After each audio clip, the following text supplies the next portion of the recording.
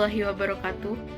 Sampurasun pamirsa, tepang kendai sareng simkuring Reren Irianti dina sonten ayeuna anu baris ngagdugikeun warta dina dinten ayeuna dinten Senen kaping 2 hiji April 2025 dina acara Warta Sunda. Kasanggakeun warta utama basis Dewasa 18 Yuke Sampurna nabrak urang kalih di Tasikmalaya. Dumasar ti laporan TikTok Kompas TV, basis Dewasa 18 Yuke kalibat dina kecelakaan di Kabupaten Tasikmalaya, Jawa Barat kaping Senen 2 hiji April 2025. Dina kejadian eta, katingal mobil jeep anu disupiran ku Yuke nabrak murang kalih anu bade nyebrang dugi ka teu sadarkeun diri. Insiden eta karekam ku salah sahiji kamera warga anu aya di lokasi.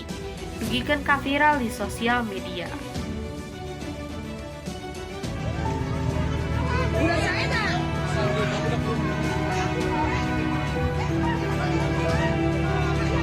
Dina video eta katingal, Yuke ngagandong korban, teras nyedak korban ka puskesmas anu caket ngangge mobil Yuke.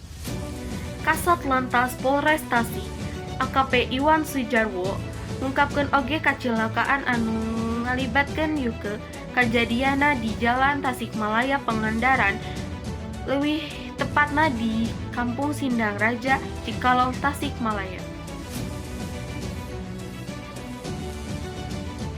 Kajadian eta mimitina pas mobil anu dicendak ku Yuke di arah Cikalong Pangandaran pasa entos tikungan, korban inisial SR bade nyebrang.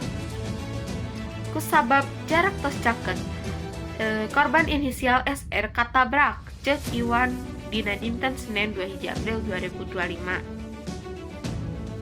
Saentos kejadian eta, korban ku Yuke dicandak ka Puskesmas Cikalong Tasikmalaya.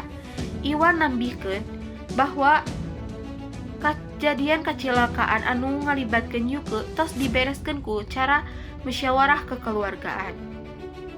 Sadaya pihak tos sapakat kanggo ngabereskeun masalah ku cara musyawarah kekeluargaan saurna. Samentawis eta, Endang anu salaku warga Cikalong oge nambihkeun bahwa Yuke tanggung jawab ka kajadian eta. Endang nyebatkeun Yuke nanggung sadaya biaya pangobatan korban dugikeun ka pulih. Yuke oge katingal hadir di acara yasinan sareng akikah korban. Malahan Yuke mangmeserkeun hiji domba kanggo acara akikahan. Kabarna, korban ayeuna tos diuwihkeun ka bubina kanggo rawat jalan.